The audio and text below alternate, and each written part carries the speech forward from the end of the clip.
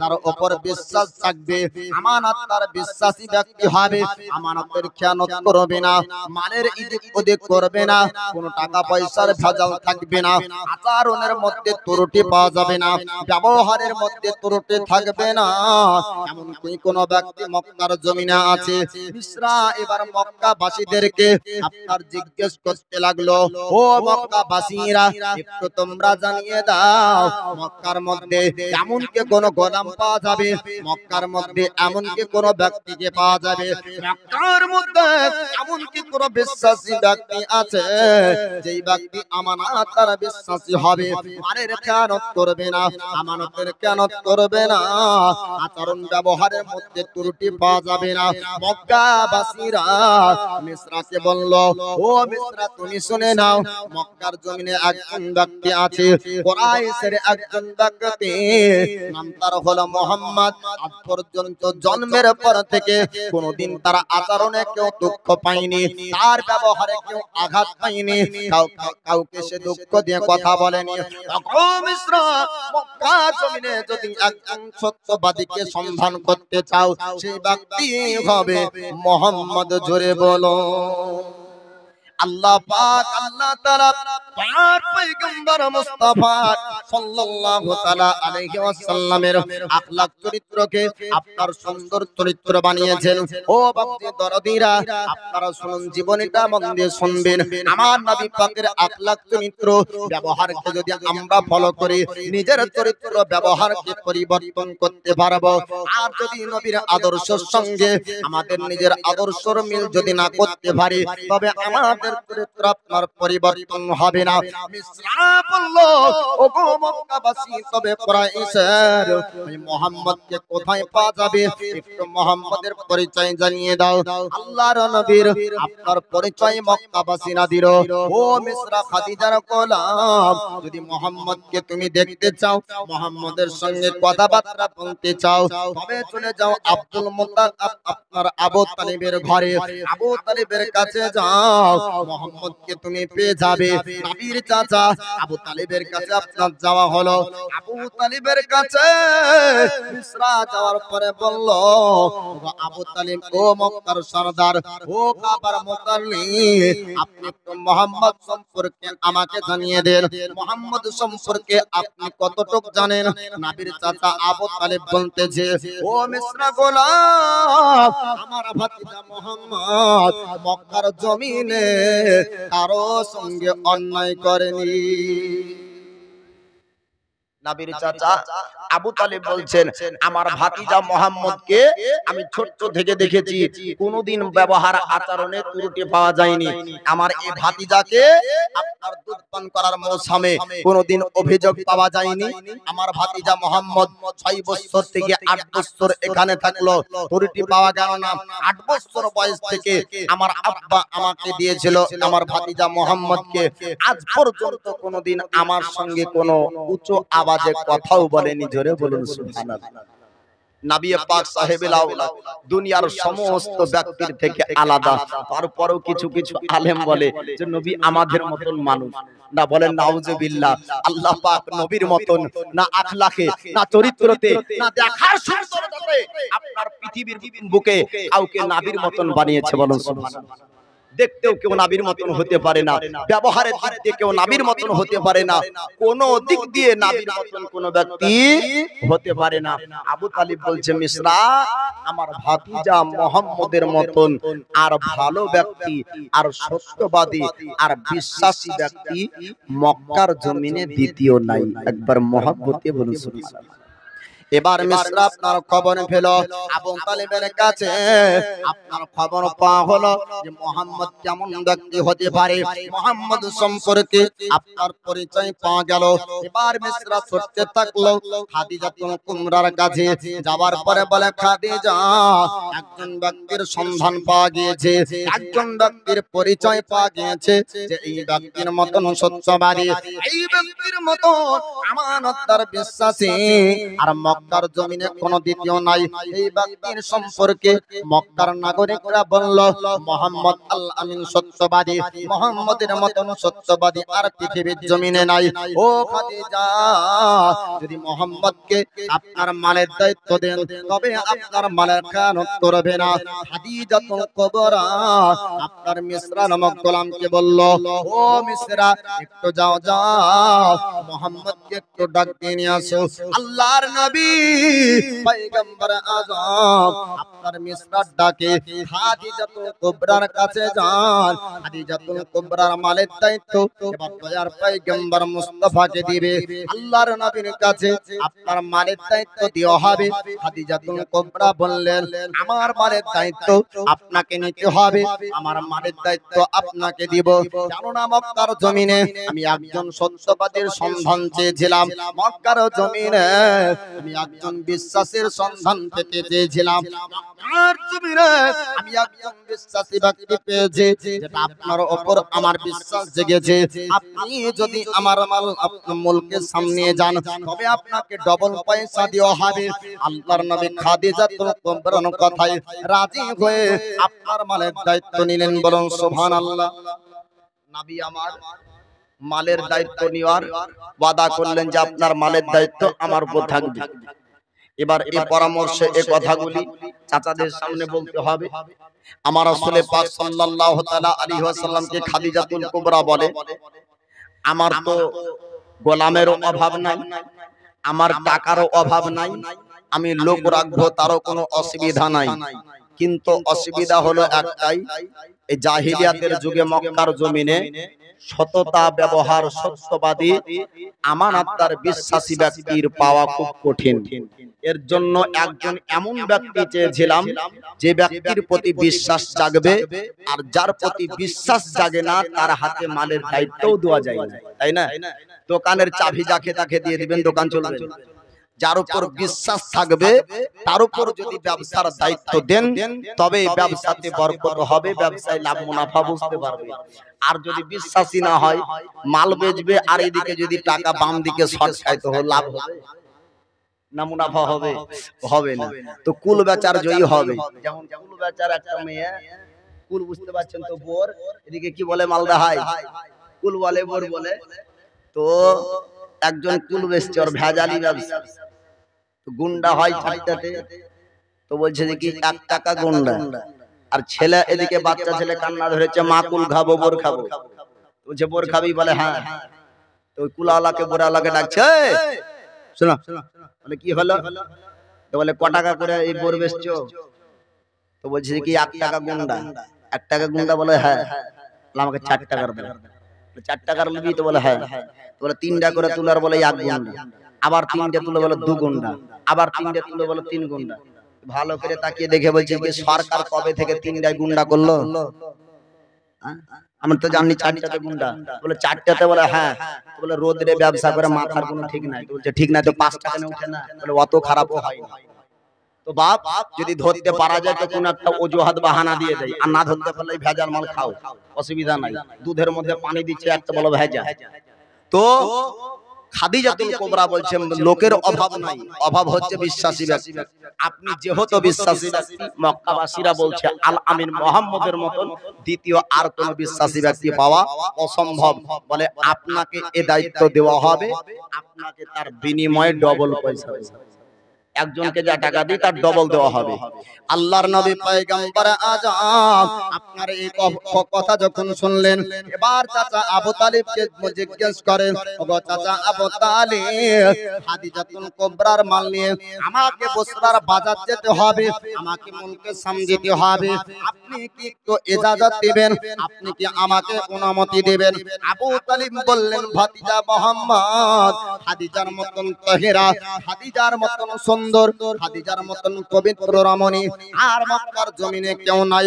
ও ভাতিজা মুহাম্মদ, তুমি যদি মক্কার জমিন থেকে মুলকে শাম বসরার বাজার খাদিজার জন্য ব্যবসা করতে যাও, খাদিজার মালের দায়িত্ব নাও, কোনো অসুবিধা হবে না।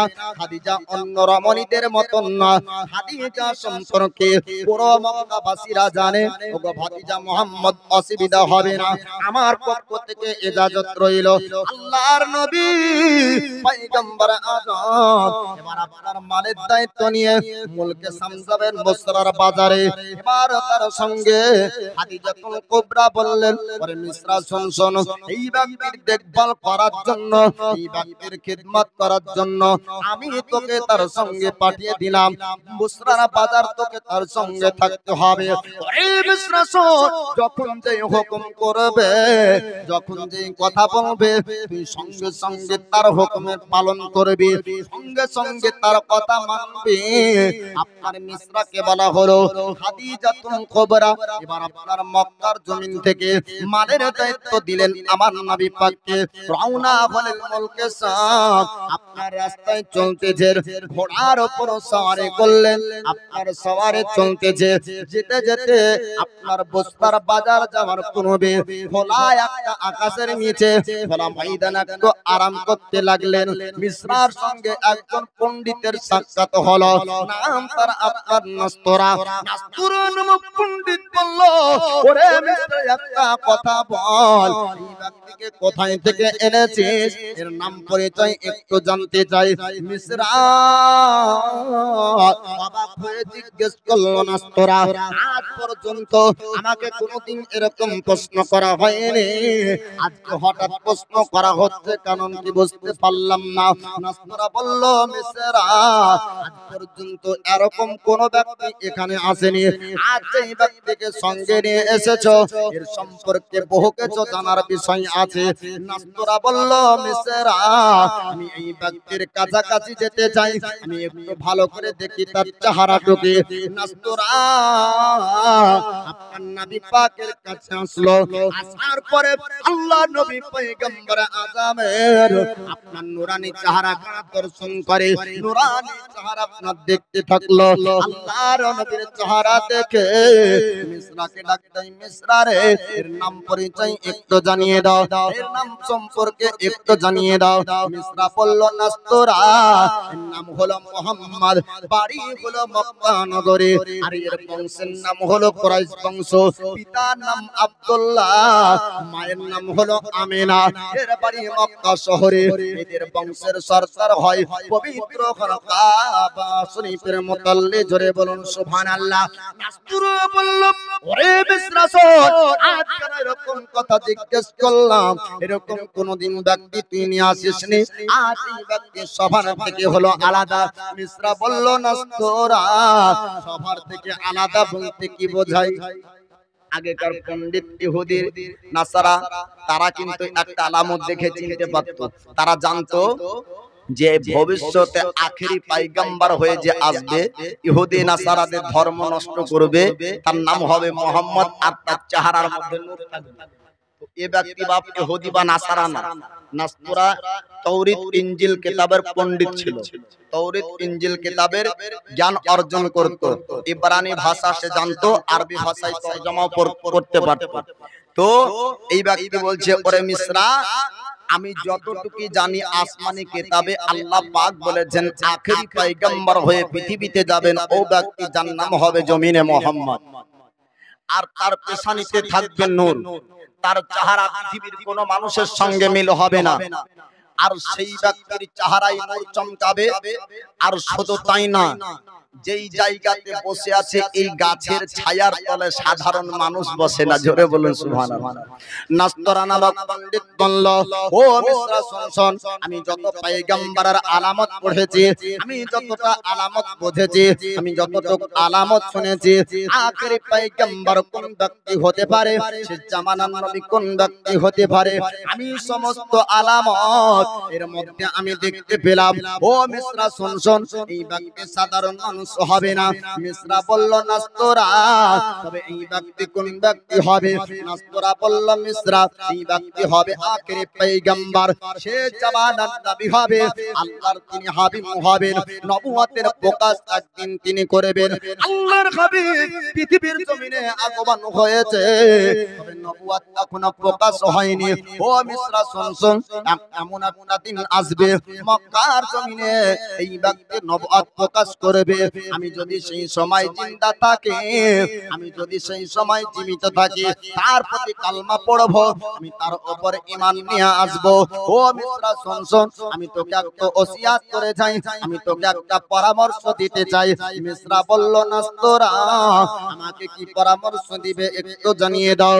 নাস্তরা বলল মিসরা, এই ব্যক্তি যখন নবুয়ত প্রকাশ করবে, এই ব্যক্তি যখন দাবি করবে তিনি আল্লাহর পয়গম্বর, আল্লাহ পাক আল্লাহ তাআলা ইনাকে পৃথিবীর জমিনে আপনার নবী করে পাঠিয়েছে, সঙ্গে সঙ্গে তার কথা তুমি বিশ্বাস করবে, তার প্রতি কালমা পড়বে, তার কালেমার প্রতি বিশ্বাস রাখবে, এহ জগৎ পর জগতে লাভ করবে। জোরে বলুন সুবহানাল্লাহ। এই কথাকে অস্বীকার যারা করবে, এই দুনিয়া এবং পরকাল তাদের খারাপ হবে, তারা হবে বদনসিব ব্যক্তি, যেই ব্যক্তি এর কথাকে ইনকার করবে। ও মিসরা শোন, তোর তাকদীর যদি চমকাতে চাস, ভাগ্যের পরিবর্তন ঘটাতে চাস, তোর নসিবকে যদি ভালো করতে চাস, তবে এই ব্যক্তির খিদমত করবে, এই ব্যক্তির কথা মানবে, আর এই ব্যক্তির তাজিম করবে, এই ব্যক্তির কথা অমান্য করে চলবি না। আল্লাহর নবী পয়গম্বর আযম আপনার গাছের ছায়ার তলে আরাম করে। এবার নাস্তরা বলছে মিসরা, আমি এর মধ্যে সমস্ত আলামত বুঝে নিলাম, আমি তোকে যেটা বললাম তুই করবি। মিসরা বলল হ্যাঁ হ্যাঁ, এই ব্যক্তি যখন নবুয়তের প্রকাশ করবে, ইনাকে আল্লাহর পয়গম্বর, আল্লাহর নবী বলে আমি বিশ্বাস করব, মানব। ও নাস্তরা, তবে আমাকে একটু জানিয়ে দাও, আমার মালগুলাকে বিক্রি করব বস্ত্রার বাজারে। নাস্তরা বলল না না, ও মিসরা, ও মিসরা শুন, এই মালগুলা যদি বস্ত্রার বাজার বিক্রি করো, তবে ইহুদিরা চিনতে পারবে এই ব্যক্তিকে, আর ইহুদিরা যদি চিনতে পেরে যায় আক্রমণ করতে আসবে। ও মিসরা, একা ইহুদির আক্রমণ রক্ষা করতে পারবে না, তাই মালগুলা বিক্রি করে যত তাড়াতাড়ি হয় মক্কা নগরে পৌঁছে যাও। নাস্তরা বলছে, ওরে মিসরা, যতটা দেরি করবা এখানে তত ভয় আছে। যদি ইহুদিরা জানতে পারে যে এই ব্যক্তিকে দেখে যদি চিনে নাই যে ইনি আখেরি পয়গম্বর শেষ জামানার নবী হয়ে এসেছেন, আর যদি চিনে নাই তাহলে এই ব্যক্তির উপর আক্রমণ হবে। কেন?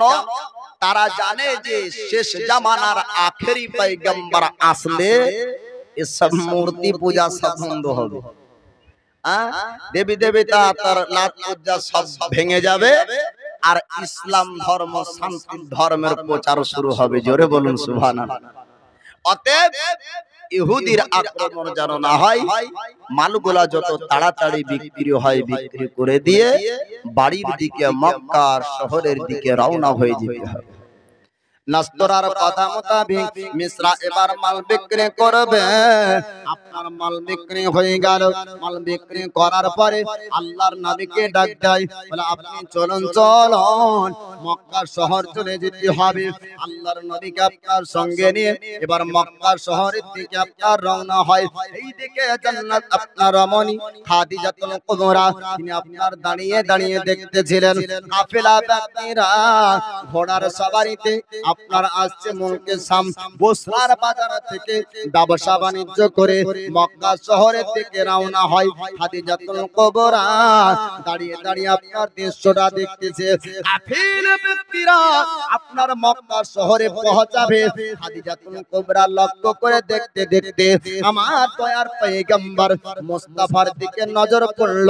আল্লাহর নবীর দিকে নজর পড়ার সঙ্গে সঙ্গে খাদিজাতুল কুবরা দেখতে পান আমার দয়ার নবী মুস্তাফার মাথার উপরে আপনার আল্লাহর ফেরেশতা ছায়া করে। জোরে বলো। কিতাবের মধ্যে বলা হয়েছে দুইজন ফেরেশতা নবী পাকের আপনার মাথার উপরে ছিল, এই খাদিজাতুল কুবরা নূরানি ঝলক এক নজর দেখেছিলেন। জোরে বলুন সুবহানাল্লাহ। আল্লাহ পাক আল্লাহ তাআলা এবার খাদিজাতুল কুবরার অন্তরে আস্তে আস্তে নবীর ইশক মহব্বত আপনার দিবেন। আল্লাহর পক্ষ থেকে আপনার মহব্বত এসেছে। খাদিজাতুল কুবরা আমার রাসূলুল্লাহর নূরানি চেহারাকে একবার যখন দেখে নিলেন, এবার খাদিজাতুল কুবরা আমার রাসূলুল্লাহর নূরানি চেহারা দেখানোর পরে মিসরাকে ডাক দেয়, মিসরা এই ব্যক্তির সম্পর্কে সফরের ঘটনাগুলা, সফরের কথাগুলা আমাকে একটু শোনাতে হবে। আমি এর মধ্যে আলাদা রূপ দেখতে পেলাম, এর মধ্যে আলাদা চেহারা পেলাম। মিসরা বলে, ও খাদিজা আপনি কেন খালি পাবেন? আমি তো যতক্ষণ ছিলাম ততক্ষণই অন্য সমস্ত গোলামের থেকে আলাদাই দেখতে পেলাম। বলুন সুবহানাল্লাহ।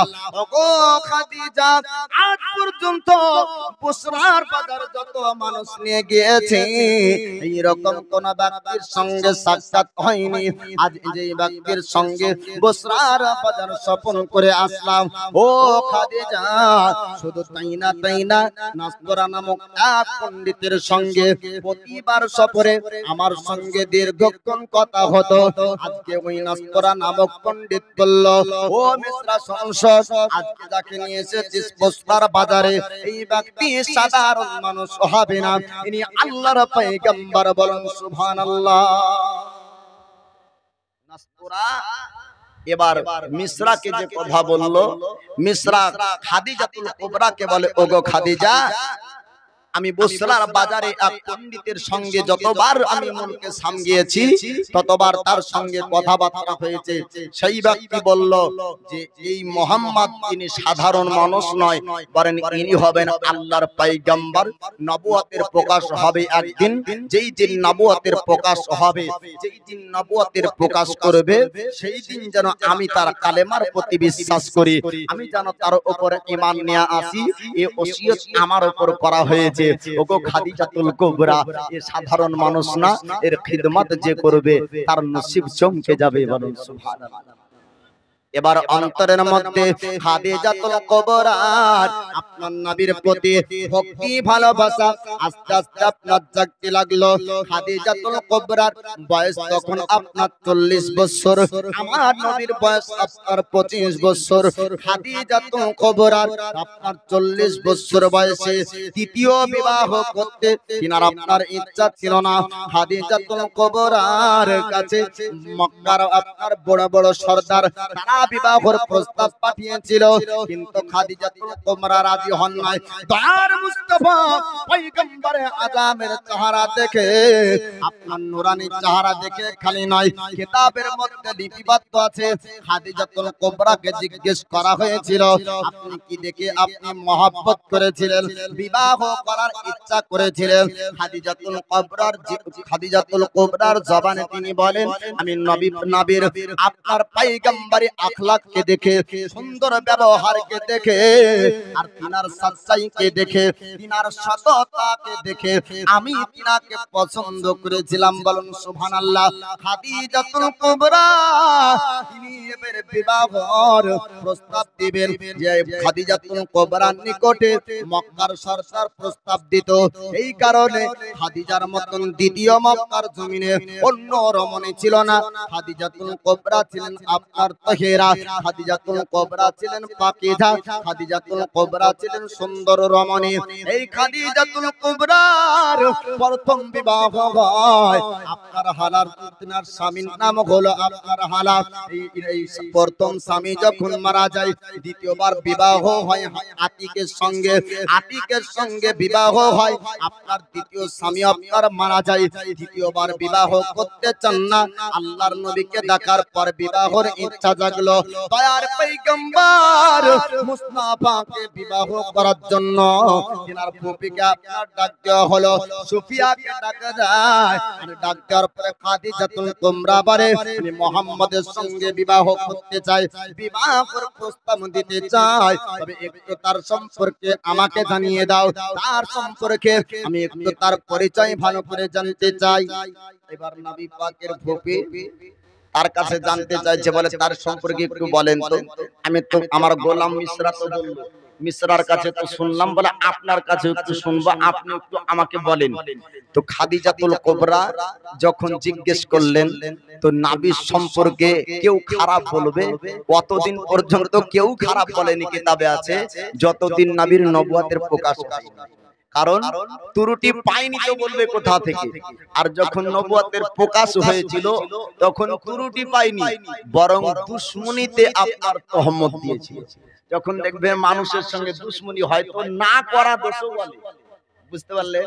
যখন না দোষ করে তাও ওটাকে ধরিয়ে দেয়। যখন ঝগড়া হয়, এলাকায় ঝগড়া হয় কি জানি না, আমাদের মুর্শিদাবাদে হয়, কারোর সঙ্গে কোনো বাড়ি যখন ঝামেলা লেগে যায় তখন শুরু করলে তুই ইয়া করেছিস, তুই হ্যাঁ করেছিস, তুই তা করেছিস, তো কিছুই করেন তো, এগুলা কি হলো? দুশমনির কারণে তার উপর তহমত দেয়। তো নাবির নবুয়ত প্রকাশ হওয়ার পরেও নাবির দোষ মক্কাবাসীরা পায়নি, বরং ওটা নাবির উপর মিথ্যা অপবাদ তারা দিয়েছিল। তো নাবির সম্পর্কে জিজ্ঞাসা করে নাবির ফুফুর কাছে যে একটু বলেন মুহাম্মদ সম্পর্কে। তো বলেন ওনার আখলাক, চরিত্র, ব্যবহারের দিক দিয়ে কোনোদিন ত্রুটি পাওয়া যায়নি। সুন্দর আখলাক চরিত্রের ব্যক্তি হলো মুহাম্মদ। জোরে বলুন সুবহানাল্লাহ। আল্লাহর নবী পয়গম্বর আযাবের কাছে বিবাহর প্রস্তাব দিয়ে পাঠানো হলো। নবী আমার তিনার চাচা আবু তালিবের কাছে যাই, চাচাদেরকে জিজ্ঞেস করে, ওগো চাচা আপনাদের একটু মতামত জানান, খাদিজাতুল কুবরার বিবাহর প্রস্তাবে আমি রাজি হব কিনা। চাচা আপনারা কি বলেন? যদি আপনারা রাজি থাকেন তবে এই বিবাহর প্রস্তাবে আমি রাজি হব, তবে বিবাহ করব। আপনাদের মতামত জানতে চাই। আল্লাহর নবী পয়গম্বর আযম তিনি আপনার জিজ্ঞেস করলেন, ও চাচা আবু তালিব একটু আপনি জানিয়ে দেন, ওগো চাচা আমির হামজা আপনি একটু জানিয়ে দেন, তৎসহ আপনার কুরাইশের সর্দারদেরকে। আমার নবী পাক বললেন, খাদিজাতুল কুবরা সম্পর্কে আপনারা কতটুকু জানেন? খাদিজাতুল কুবরার বিবাহের প্রস্তাবে আমি রাজি হব কিনা একটু আপনারা জানিয়ে দেন। খাদিজাতুল কুবরা সম্পর্কে কুরাইশের সমস্ত সর্দাররা বলল, মুহাম্মদ এই খাদিজার মতন সুন্দর রমণী, খাদিজার মতন সুন্দর ব্যবহার, খাদিজার মতন পাকিজা রমণী আর মক্কার জমিনে দ্বিতীয় পাওয়া যাবে না। সুন্দর আখলাক, তার চরিত্র ব্যবহারের জন্য আপনার কুরাইশের সরদাররা, অন্য গোত্রের সরদারেরা বিবাহের প্রস্তাব দিয়েছিল। খাদিজাকে বিবাহ করার ইচ্ছা অনেক জনের অন্তরে ছিল, কিন্তু খাদিজা আর প্রস্তাবে রাজি হয়নি। আজকে খাদিজার ইচ্ছা জেগেছে, আজ তোমার সঙ্গে বিবাহ করার ইচ্ছা হয়েছে। ও মুহাম্মদ, কুরাইশের পক্ষ থেকে অসুবিধা নাই। সমস্ত নবীর চাচাগণ তারা আপনার বলেছিল, মুহাম্মদ আপনি বিবাহ, তুমি বিবাহ করবে, অসুবিধা হবে না।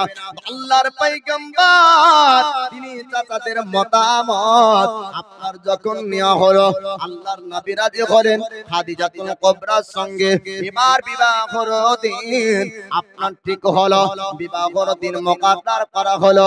আল্লাহর নবীর সঙ্গে খাদিজাতুল কুবরার যে সময় বিবাহ হয়, নবীর পক্ষ থেকে আবু তালিব আপনার খুতবা তিলাওয়াত করে। খুতবার মধ্যে আপনার আল্লাহর হামদ প্রশংসা করে, রবের প্রশংসা, তারপরে বংশের প্রশংসা করা হলো। আর বংশের প্রশংসার পরে পরে আমার দয়ার মুস্তাফার প্রশংসা করে, বলুন সুবহানাল্লাহ। আবু তালিব বলেছিল, ওগো খাদিজাতুল কুবরার পক্ষের মানুষ তোমরা শুনে নাও, আমার ভাতিজা মুহাম্মদ তার কাছে পয়সা না থাকতে পারে, কিন্তু তার মতন ভালো ছেলে আর মক্কার জমিনে পাওয়া যাবে না, বলুন সুবহানাল্লাহ। সমাপ্ত হলো। খাদিজাতুল কুবরার পক্ষ থেকে ওয়ারকা বিন নাফিল তিনার আপনার চাচাতো ভাই সেই ব্যক্তি আপনার খুতবা তেলাওয়াত করতে শুরু করলো। আল্লাহর হামদ প্রশংসার পরে পরে, আপনার রবের প্রশংসার পরে পরে তার বংশের প্রশংসা করতে শুরু করলো। আর বংশের প্রশংসার পরে আপনার খাদিজাতুল কুবরার প্রশংসা করে। খাদিজাতুল কুবরার প্রশংসা করার পরে ওয়ারকা বিন নাফিল আপনার আমাদের পয়গম্বরের প্রশংসা করে, বলো। এবার দুইজনের খুতবা পড়া হলো, বিবাহ আপনার সম্পূর্ণ হয়। খাদিজাতুল কুবরার সঙ্গে দয়ার পয়গম্বর মুস্তাফার বিবাহ হলো।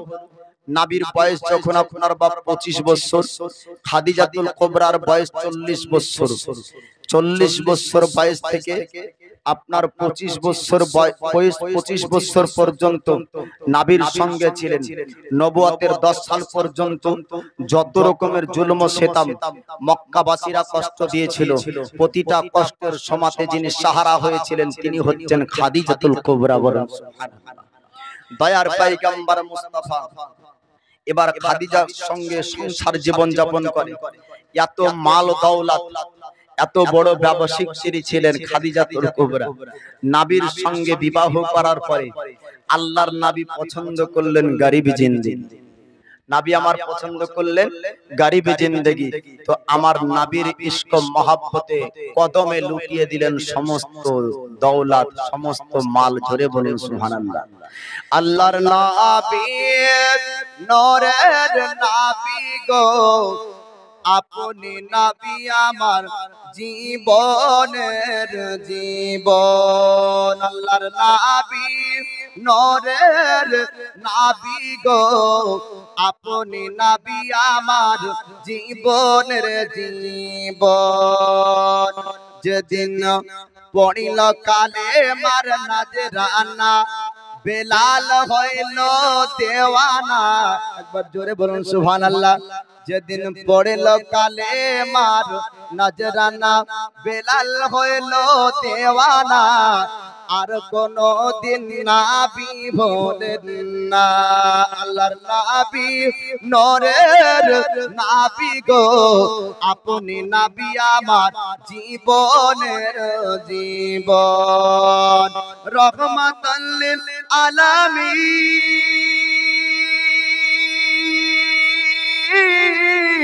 আপনি উম্মতের জামিন। একবার জোরে বলুন সুবহানাল্লাহ। রহমাতাল লিল আলামিন, আপনি উম্মতের জামিন। গুনাহগার উম্মতের আপনজন। আল্লাহর নবী নূরের নবী গো, আপনি নবী আমার জীবনের জীবন। দেখিয়া আপনার মাঝে যা ভাগ্যবতী হয় মা খাদিজা। একবার জোরে বলুন সুবহানাল্লাহ। দেখিয়া আপনার মাঝে যা ভাগ্যবতী হয় মা খাদিজা, সপে দিলেন জীবন আর যৌবন। আল্লাহর নবী নূরের নবী গো, আপনি নবী আমার জীবনের জীবন। মাল দৌলত জাগা ছিল চরণে সব সপে দিল। মাল দৌলত জাগা ছিল চরণে সব সপে দিল। আপনারে বানাইল আপন। আল্লাহর নবী নূরের নবী গো, আপনি নবী আমার জীবনের জীবন।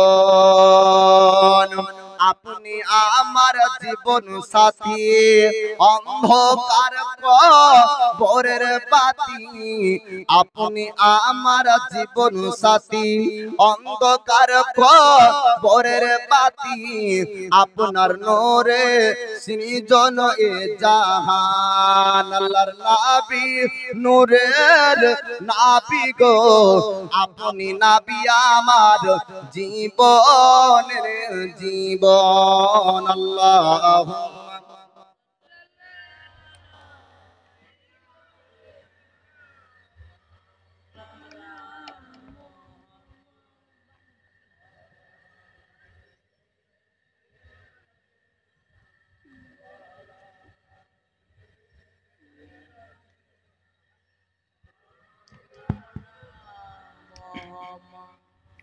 সাল্লি আলা মুহাম্মাদিন, সাল্লি আলা মুহাম্মাদ সাল্লাল্লাহু তাআলা আলাইহি ওয়াসাল্লাম। আজিজানে মুহতারাম, তো খাদিজাতুল কুবরা বিবাহ করার পরে রাসূল পাক সাল্লাল্লাহু তাআলা আলাইহি ওয়াসাল্লাম যেটা পছন্দ করতেন, খাদিজাতুল কুবরাও নবীর পছন্দতে পছন্দ করতেন। খাদিজাতুল কুবরা নবীর কষ্টের সময়তে নবীর পাশে থাকতেন তিনি। দয়ার পয়গম্বর মুস্তাফা তিনি এবার 25 বছর বয়সে বিবাহ করে নবুয়ত প্রকাশ হওয়ার পূর্বের আরো কিছু ঘটনা আপনাদেরকে শোনাবো বাবা। তারপরে নবুয়তের ঘটনা আপনারা শুনতে থাকবেন। দয়ার নবী পয়গম্বর আজম তিনার বয়স যখন 35 বছর, কত বছর বললাম? 35 বছর বয়স। এই 35 বছর বয়সে মক্কার জমিনে একবার ঘন পানি বর্ষণ হয়েছিল। নবীর নবুয়ত তখনও প্রকাশ হয়নি। ওয়াজ করা শুরু করার পূর্বে বললাম যে নবীর সিদ্ধান্ততে, নবীর মায়েদায় যে নবী ফয়সালা দিতেন, অল্প বয়সে বড় বড় সরদারেরা মাথা নত করত। যদি আপনাদের মধ্যে কোনো অল্প বয়সী ব্যক্তি জ্ঞানের দিক দিয়ে যদি অনেক উঁচু হয়, তো তার কাছে জ্ঞানের কথার জায়গাতে বয়স্ক মানুষ মাথা নত করবে না, করবে না? তো তদ্রূপ আমার নবীর জ্ঞানের কাছে বড় বড় সরদারেদের জ্ঞান মাথা নত হয়ে যেত। তো ঘন পানি বর্ষণ শুরু হলো মক্কার জমিনে। এই পবিত্র ঘর কাবাকে মারামত করিয়েছিলেন আল্লাহ পাক আমার নবীর হাত দ্বারাতে। বলেন সুবহানাল্লাহ। এই ঘটনা আপনাদেরকে শোনাবো। তো এত পানি বর্ষণ হতে লাগলো যে কাবার উপরে পানি চলে আসে এবং পানির চাপে কাবার কিছুটা জায়গা ভেঙে যেতে লাগলো। মানুষ চতুর্দিকে বান দিল, তারপরও পানি রোখা যায় না।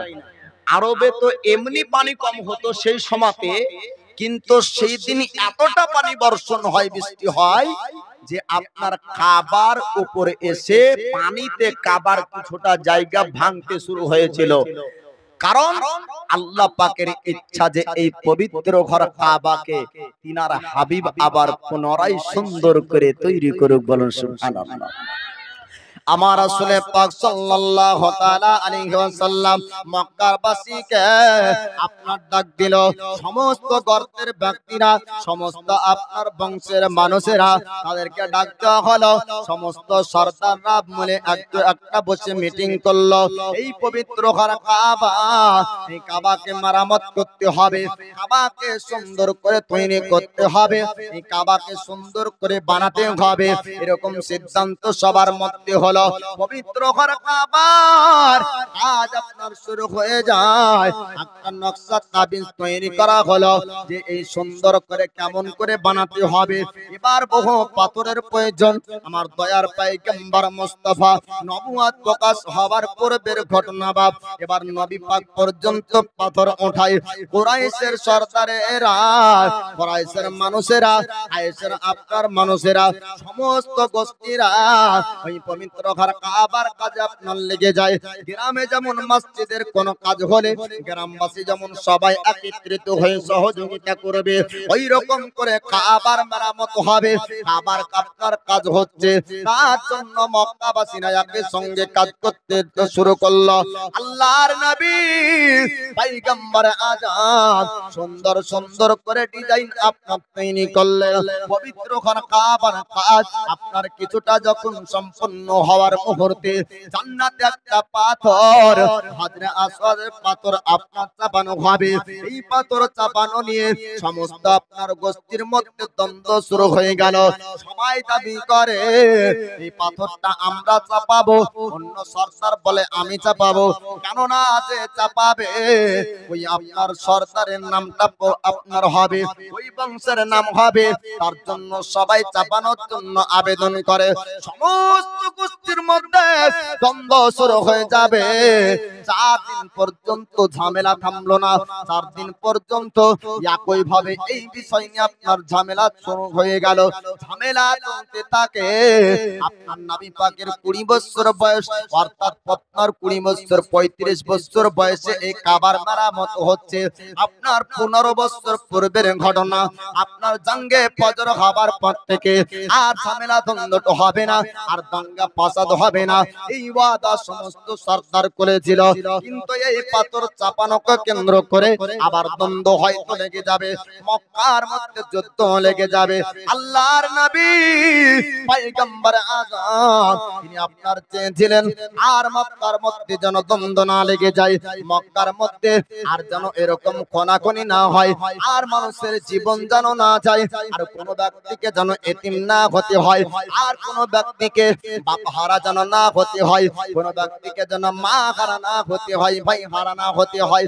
আমার নবীজি লক্ষ্য করে দেখেন 4 দিন পর্যন্ত ঝগড়া চলতে থাকলো, 4 দিন পর্যন্ত ঝামেলা হয়, তরবারি বের করেছে, বল্লম তীর আপনার বের করেছে, এখনো যুদ্ধ আপনার লাগেনি, যুদ্ধ লাগবে এইরকম ভাব।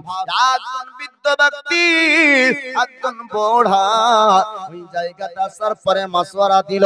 একজন ব্যক্তি আসার পরে বলল, শোন শোন ও মক্কাবাসীরা, ও সমস্ত গোষ্ঠীর সরদারেরা, তোমরা শুনে নাও, এইরকম করে পুনরায় কি তোমরা মক্কায় দাঙ্গা করবে, পুনরায় কি তোমরা মক্কায় ঝামেলা করবে, মক্কায় কি তোমরা খুনাখুনি করবে, আবার কি তীর ধনুক চলবে, আবার কি মানুষের জীবন যাবে, আবার কি মানুষকে আপনার এতিম হতে হবে, আবার কি মানুষের জান আপনার রক্তের খুনাখুনি হবে, মানুষ আপনার খুনাখুনি করার জন্য আপনার ওয়াদা ভঙ্গ করবে, ওয়াদা ভঙ্গ করার জন্য জাহিলিয়াতের যুগে আপনার ওয়াদা ভঙ্গ করার রেওয়াজ নিয়ম হলো এক পেয়ালা আপনার খুনে আঙ্গুল চুবড়িয়ে দিলে তাদের ওয়াদা ভঙ্গ হয়ে যেত। ওদের মূর্খের একটা সিস্টেম যে এক পেয়ালা যদি খুন রক্ত নিয়ে আসতো আর তারপর আঙ্গুল চুবড়িয়ে দিত তো ওর ওয়াদা ভেঙে গেল। তো এক পেয়ালা খুনে এই আঙ্গুল চুবড়িয়ে ওই জাহিল মূর্খরা তাদের ওয়াদাকে ভেঙে দিল, এবার লড়াই শুরু হবে।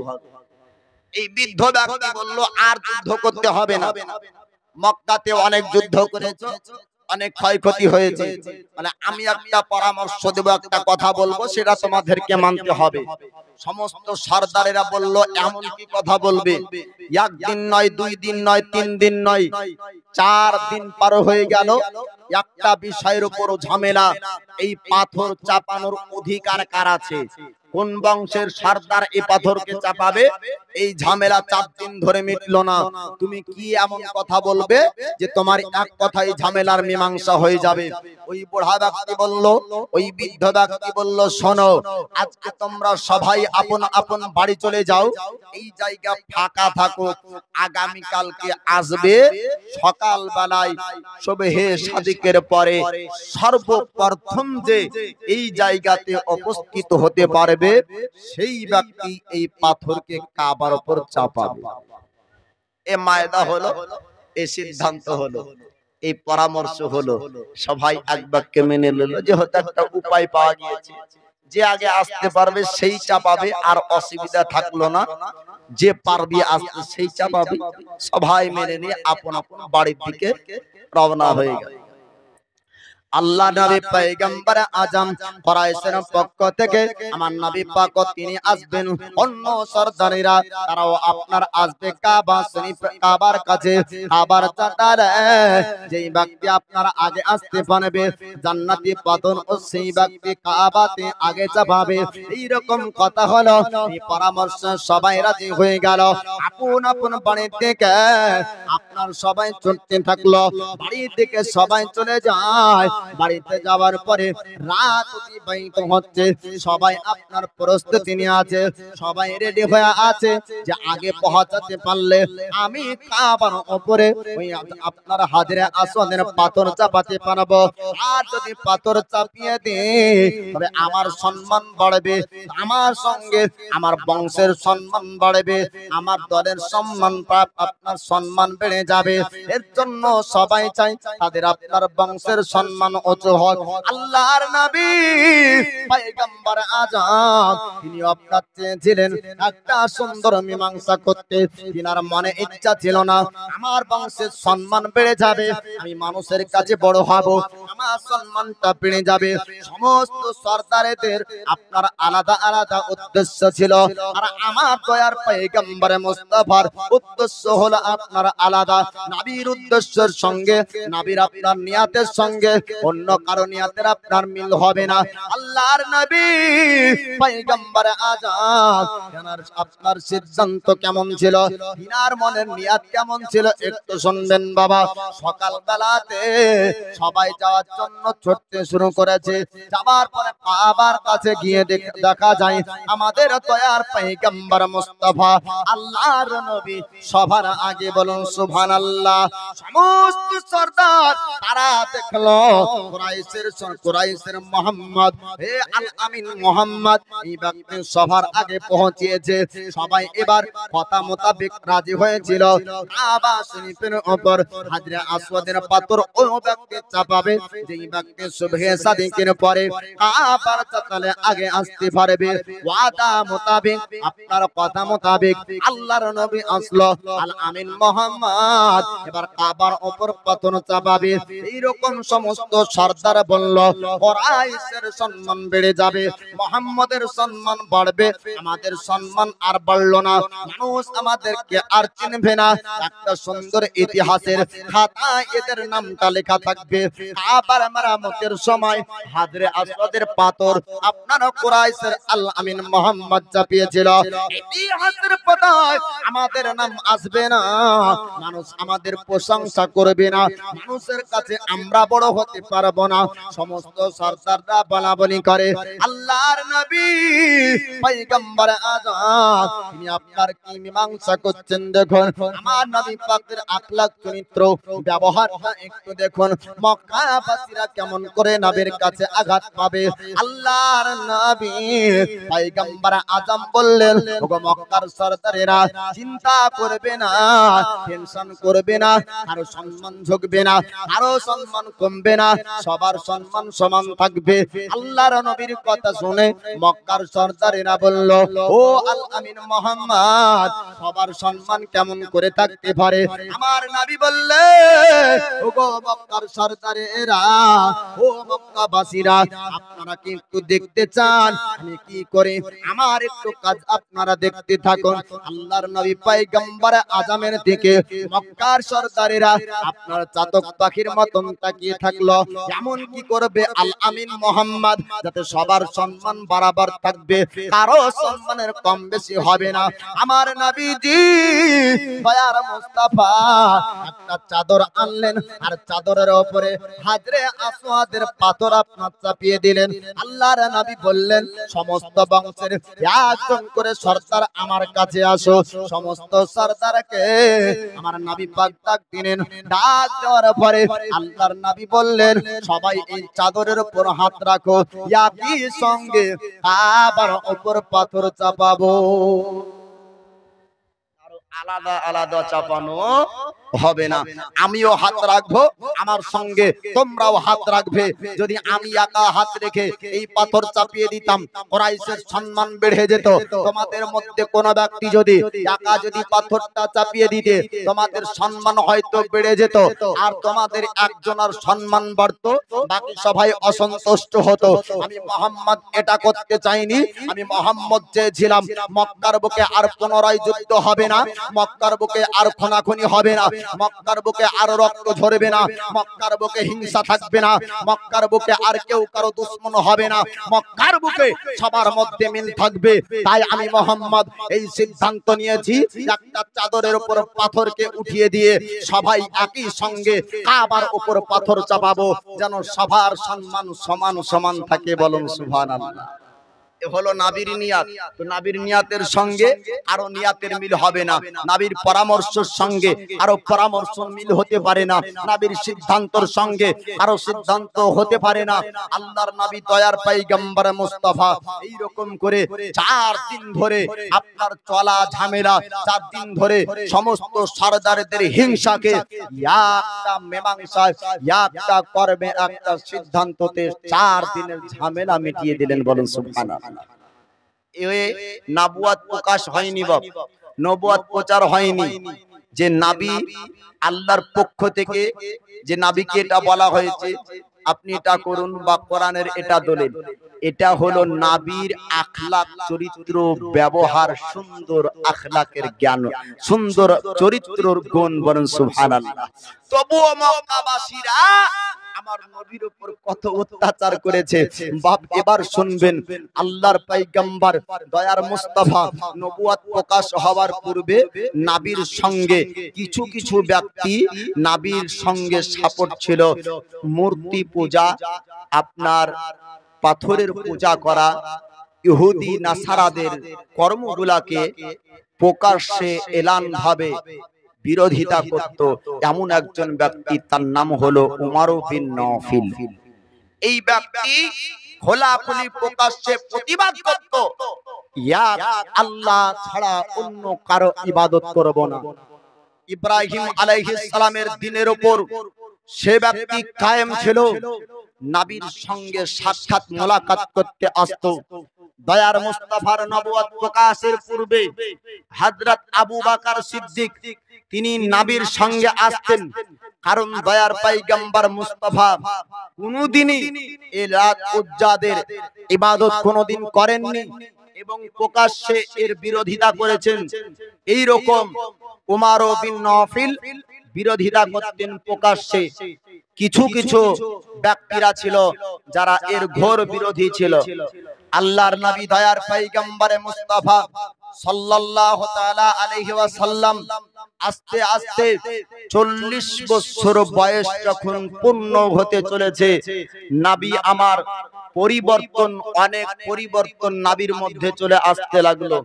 চলা, খাওয়া দাওয়া, উঠা বসার মধ্যে খাদিজাতুল কুবরা তিনি বলেন, আমি দেখতাম দয়ার পয়গম্বর মুস্তাফাকে তিনি চলে যেতেন গারে হিরাতে।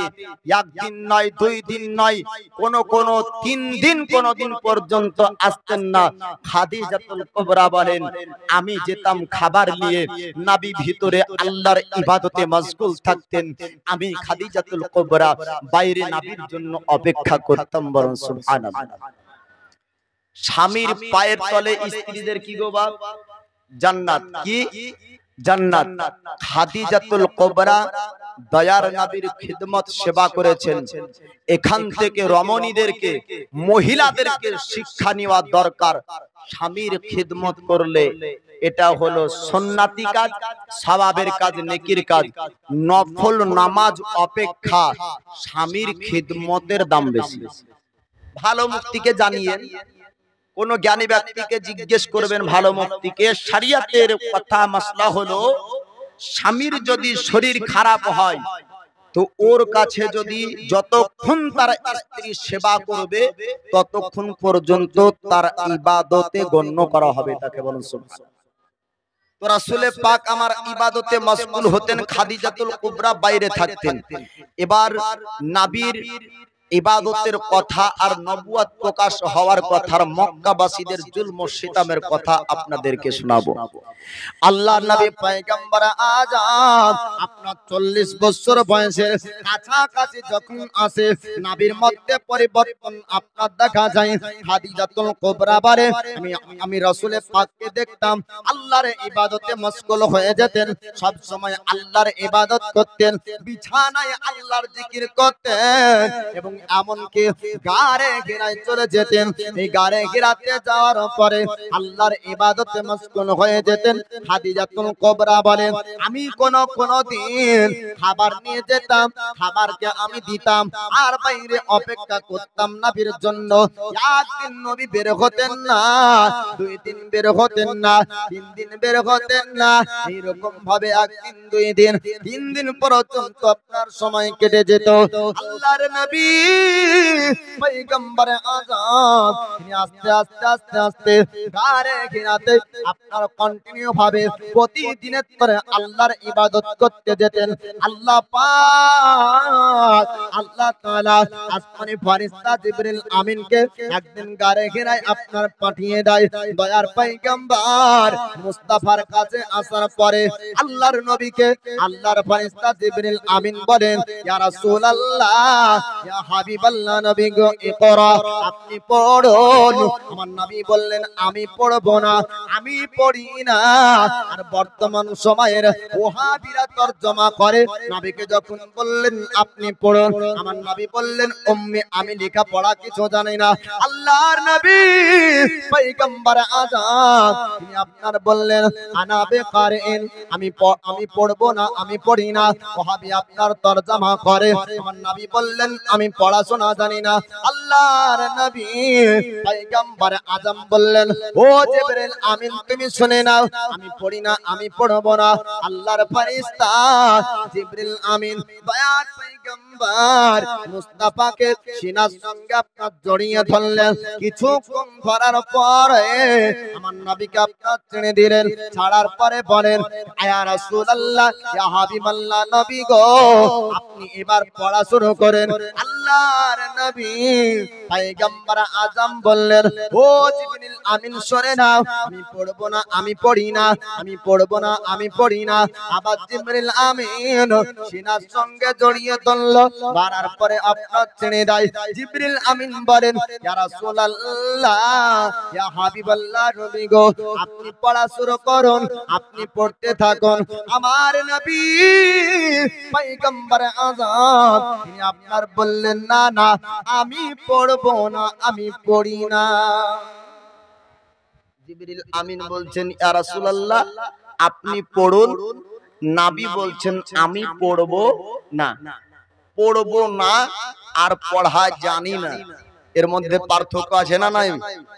আপনি আমাকে বললেন মৌলভী সাহেব একটা গজল পড়েন, আমি বললাম আমার মন ভালো না, আমি পড়ব না, তাই না? তার অর্থ তো এ নয় যে আমার গজলটা জানা নাই। তো নবীকে বলছেন যে আপনি পড়ুন, নবী বলছেন পড়ব না। ওই সঙ্গে সঙ্গে যদি পড়তেন তো আর ওই না কিতাবে এরা লিখতো যে জিবরিল ভালো করে পড়িয়েছে, গারে হীরাতে পড়াইছে। এমনি বলে যে নবীকে যে জিবরিল হলো নবীর শিক্ষক, বলে নাউজুবিল্লাহ। এ হলো হুকুম শোনা ব্যক্তি। আল্লাহর কাছে ওহি আল্লাহ করতেন লাউহে মাহফুজ থেকে, মহান আল্লাহ পাক কোরআন ওহির মাধ্যমে আপনার জিবরিল মারফতে নবীর কাছে আল্লাহ পাক কোরআন নাজিল করেছেন। হাদিস শরীফের মধ্যে আছে কোন কোন আয়াত ডাইরেক্ট আল্লাহ পাক আওয়াজ দিয়েছেন, নবী পাক আওয়াজ শুনেছেন আর কোরআনকে মুখস্থ করেছেন। এ জিবরিল হলো বহনকারী, জিবরিল হলো আল্লাহর ওহী বহনকারী ফেরেশতা। আল্লাহ বলেছেন জিবরিল সেই খবর এনে নবী পর্যন্ত পৌঁছিয়েছেন। জিবরিল নবীর শিক্ষক হতে পারে না, আল্লাহ পাক হলেন নবীর শিক্ষক। আল্লাহ পাক বলেন ওয়া আল্লামাকা মা লাম তাকুন তাআলাম, হে হাবিব আপনি যাহা কিছু জানতেন না আপনাকে আমি আল্লাহ সমস্ত কিছু জানিয়েছি। বলুন সুবহানাল্লাহ। নবী যা জানতেন না আল্লাহ পাক শিখিয়েছেন। অতীতের জ্ঞান আল্লাহ দিয়েছেন, ভবিষ্যতের জ্ঞান আল্লাহ দিয়েছেন, জাহিরি জ্ঞান আল্লাহ দিয়েছেন, বাতিনি জ্ঞান আল্লাহ দিয়েছেন। আর রহমানু আল্লামাল কোরআন, রহমান ने अपने महबूब को कुरान सिखाया। কে কোরআন শিখিয়েছেন?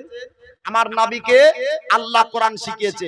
জিবরিল আমিন বলছেন ইয়া রাসূলুল্লাহ আপনি পড়ুন, নবী আমার বলছেন আমি পড়ব না। কয়েকবার বলা হলো, তিনবার বলার পরে এবার জিবরিল আমিন বলছেন ইয়া রাসূলুল্লাহ ইয়া হাবিবাল্লাহ নবী গো আপনি আপনার রবের নামে পড়ুন, ইকরা বিসমি রাব্বিকাল্লাযী খালাক। তখন আল্লাহর নবী পড়তে শুরু করলেন। জোরে বলুন সুবহানাল্লাহ। এবার জিবরিল আমিন আপনার তৃতীয়বার শুনলেন যে আল্লাহর নবীকে পড়তে বলেন, আমার দয়ার পয়গম্বর পড়েন না। জিবরিল আমিন বললেন ইয়া রাসূলুল্লাহ ইয়া হাবিবাল্লাহ, ওগো আল্লাহর নবীজি আপনি এবার পড়ুন আপনার রবের নামে। আল্লাহর পয়গম্বর তিনি আপনার পড়তে শুরু করলেন। দয়ার মুস্তাফা পয়গম্বর আযম তিনি সবথেকে আল্লাহকে বেশি ভয় করতেন। মহান আল্লাহ পাককে আল্লাহ তাআলাকে সৃষ্টি জগতের মধ্যে সবথেকে যিনি বেশি ভয় করেছেন তিনি হচ্ছেন আমার দয়ার নবী মুস্তাফা। আল্লাহকে সবথেকে বেশি কে ভয় করেছেন? আমাদের নবী, দয়ার নবী মুস্তাফা। গুনাহগার কোনদিন আল্লাহকে ভয় করবে না। জি, আপনাদের হয়তো সাধারণ জ্ঞানে বা কিছু কিছু মানুষ হয়তো ভাবতে পারে এটা কেমন কথা হলো, নাবির কি জীবনে পাপ আছে? নাবি তো মাসুম, তো যে মাসুম হবে সে আবার আল্লাহকে ভয় করবে কেন? ভয় তো ওই ব্যক্তির হয় যে আসামি হয়। পুলিশ দেখে ভয় কে করে গো? যে আসামি হবে, তো গুনাহগার হবে তবেই না আল্লাহকে ভয় করবে। এটা হলো ভুল বুঝাবা। গুনাহগার আল্লাহকে ভয় করবে না, আল্লাহকে ভয় করলে তোর গুনাহ হবে না। আল্লাহকে যদি ভয় করে তো গুনাহ হবে না। আল্লাহ পাক বলেন ইয়া আইয়ুহাল্লাযিনা আমানুত্তাকুল্লাহ ওয়া কুনু মা'আস সাদিকিন, হে ঈমানদার বিশ্বাসীগণ আল্লাহকে ভয় করো। কাকে বলছেন? ঈমানদার বিশ্বাসীগণকে। হে ঈমানদার বিশ্বাসীগণ তোমরা আল্লাহকে ভয় করো। কেন? আল্লাহ পাক জানেন যারা ঈমানদার বিশ্বাসী হবে তারা আল্লাহকে ভয় করবে। আল্লাহ বললেন না ইয়া আইয়ুহান নাস, হে মানব জাতি তোমরা আমাকে ভয় করো। আল্লাহ বলছেন ইয়া আইয়ুহাল্লাযিনা আমানুত্তাকুল্লাহা ওয়া কুনু মা'আস সাদিকিন, হে ঈমানদার বিশ্বাসীগণ তোমরা আল্লাহকে ভয় করো। অর্থাৎ বোঝা যায় মুমিন ছাড়া আল্লাহর ভয় থাকবে না। যারা মুমিন তাদের মধ্যেই থাকবে আল্লাহর ভয়। তো সৃষ্টি জগতের মধ্যে যত মুমিন, সৃষ্টি জগতের মধ্যে যত আল্লাহর সৃষ্টি আছে, সবথেকে আল্লাহর প্রিয় ও আল্লাহকে বেশি ভয় করেন তিনি হচ্ছেন দয়ার পয়গম্বর মুস্তাফা। সুবহানাল্লাহ। এই দেখেন 100 টাকা দান করেছে, আল্লাহ তার দানকে কবুল করো। এইরকম ভাবে 100 200 500 আপনারাও দিতে থাকবেন। ও মা ও বোনেরা, মাওলাহার মায়েরা, আপনারাও জীবনী জলসাকে ভালোবেসে আপনারাও দিয়েন মা। আমাদের মুর্শিদাবাদে দেখা যায় বেটা ছেলের থেকে মেয়ে ছেলের দানের সংখ্যা বেশি হয়। তো এইখানকার মায়েরা এমনি জীবনী শোনাতে খুব ভালো, খুব ভক্তি সহকারে শেষ পর্যন্ত শুনছে, সেই দিক দিয়ে ভালো। মায়েরা বোনেরা খালারা আপনারাও দিবেন, তবে আলোচনা শুনেন। তো রাসূল পাক সাল্লাল্লাহু তাআলা আলাইহি ওয়াসাল্লাম জিবরিল আমিন আপনার এই ওহী নিয়ে আসছেন, ইকরা আপনি পড়ুন। নবী আমার বললেন পড়বো না, কয়েকবার সিনার সঙ্গে জড়িয়ে ধরা হলো, তারপর নবীকে বলা হলো আপনার রবের নামে পড়ুন। নবী আমার পড়লেন। এবার খোদাই খৌফ, আল্লাহর ভয় নবীর মধ্যে আপনার এসেছে। এই ঘটনা খাদিজাতুল কুবরা